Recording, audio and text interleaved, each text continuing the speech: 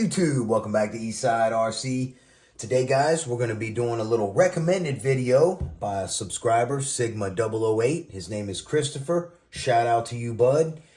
We're going to be doing a little carburetor how-to installation video. He says he has trouble when he takes his carburetor off and puts it back on. So I want to share with you guys the way I like to do it.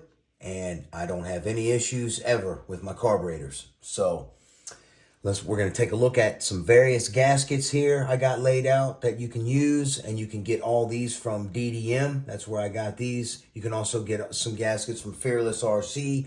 They sell them as well. I don't think Mr. Dan sells these here, which are my favorite.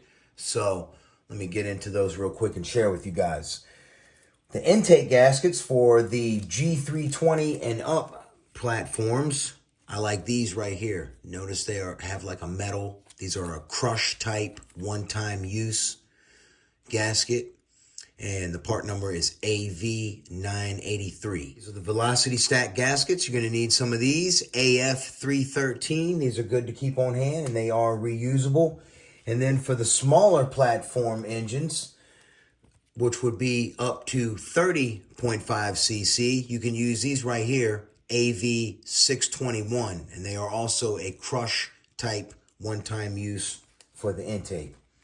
All right, and then you got the Chungyang carburetor gaskets, AV611. These are really nice. I like these. That's a Roven one back there. These are really good.